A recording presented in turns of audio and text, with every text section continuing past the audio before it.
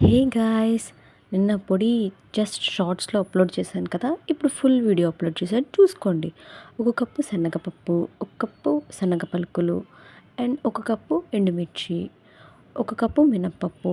ఇవన్నీ తీసుకున్నాక చిన్న కప్పుతోటి ధనియాలు, ఒక టేబుల్ స్పూన్ నువ్వులు, ఒక టేబుల్ స్పూన్ మెంతులు, కొంచెం ఇంగువ తీసుకుని ప్రిపేర్ చేసేసుకుందాం. ఇప్పుడు స్టవ్ మీద మూకుడు పెట్టుకుని స్టవ్ ఆన్ చేసుకున్న తర్వాత ముందుగా శనగ పలుకుల్ని జస్ట్ కొంచెం సేపు అలా వేయిద్దాం. ఎక్కువసేపు అక్కర్లేదు, ఎందుకంటే అన్నీ సమానంగా వేగాలి కాబట్టి జస్ట్ ఒక వన్ టు 1 మినిట్ కూడా అవసరం లేదు, ఇంకా తక్కువే.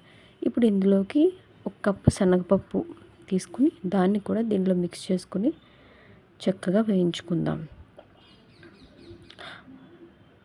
మంట మీడియం ఫ్లేమ్లో పెట్టుకోండి. ఇప్పుడు ఇందులోకి ఒక కప్పు మినపప్పును కూడా యాడ్ చేసేసుకుందాం.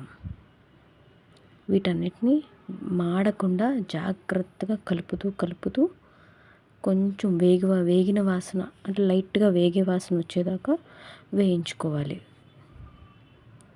అండ్ అన్నీ సమానంగా వేయడానికి ఇందులో నేను ఒక టేబుల్ స్పూన్ ఆయిల్ని వేసుకుంటున్నాను. ఎందుకంటే సగం సరిగ్గా వేగకుండా సగం సరిగ్గా వేగి అలా ఉండదు. ఒక టేబుల్ స్పూన్ ఆయిల్ వేస్తే అన్నీ సమానంగా వేగుతాయి, మన పొడికి కూడా మంచి వాసన వస్తాయి అన్నమాట. దీన్ని అలా మీడియం ఫ్లేమ్లో పెట్టు, అలా వదిలేకుండా అలా కలుపుతూ ఉండాలి.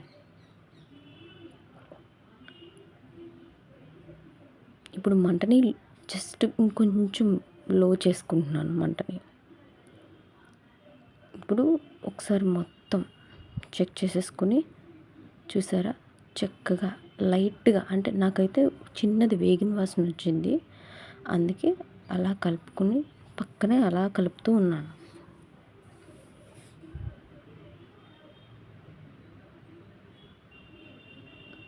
ఇప్పుడు ఇందులోకి ఒక కప్పు ధనియాలు వేసేసుకుందాం.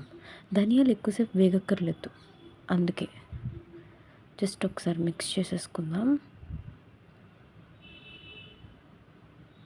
ఇందులోని ఇప్పుడు ఒక టేబుల్ స్పూన్ మెంతులు వేసుకొని బాగా కలిపేసుకుందాం.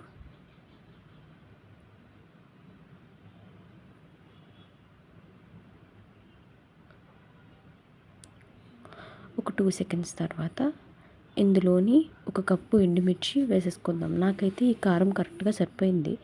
కారం కావాలనుకున్న వాళ్ళు ఎండుమిర్చిని ఇంకొంచెం ఎక్స్ట్రాగా యాడ్ చేసుకోవచ్చు.